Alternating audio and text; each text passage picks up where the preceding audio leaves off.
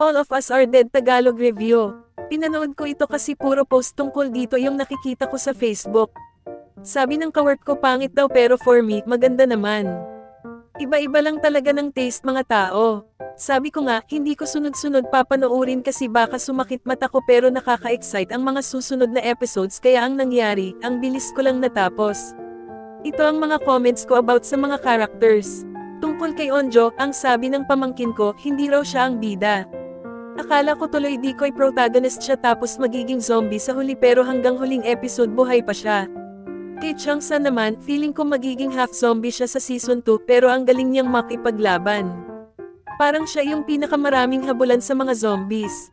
Si Namra naman ay cool pero pansin ko, maraming sitwasyon sa series na may magagawa sana siya pero usually ay nakatingin lang siya hanggang wala pa nangyayari. Pero good decision na hindi na siya sumama sa mga kaklase niya sa quarantine area kasi kung ginawa niya, ginapos din siya gaya noong half zombie rin na ng mukbang. Si Suhayok naman, sikat sa internet kasi ang sabi ay pogi raw. Sabi ko hindi naman pero noong napanood ko yung series, naniwala na ako.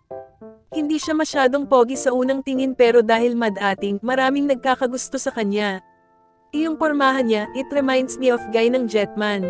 Favorite series ko rin noon. Si Guina may delikado na noong tao pa pero mas naging delikado pa nang naging zombie na.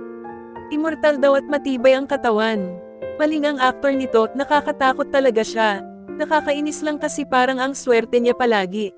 Dami ginawa ng masama pero hindi pa rin kinakarma. Si Nayon naman, nakakaasar sa umpisa pero nakakaawa din. Gusto na sana magbago, na mukbang pa. Sana man lang, nabigyan siya ng chance mag-sorry. Marami pang notable characters dito katulad ng may skandal na babae pero nakalimutan ko na iyong pangalan, medyo may pagkatanga, mambibiktima na lang, sa harap pa ng maraming tao, ginapos tuloy. Pero sa bagay, deserve naman ang kinain niya kasi nakakainis ginawa niya, hindi na rescue agad mga bida dahil sa kanya.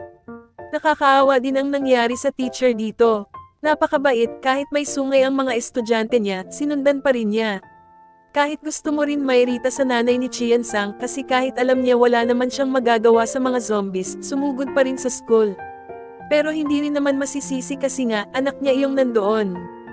Kahit naman sino siguro, mag-aalala kung siya ka. Madami pa ako gusto sabihin kaso hahaba na masyado itong review. Panoorin na lang ninyo ito sa Netflix, siguradong hindi kayo magsisisi.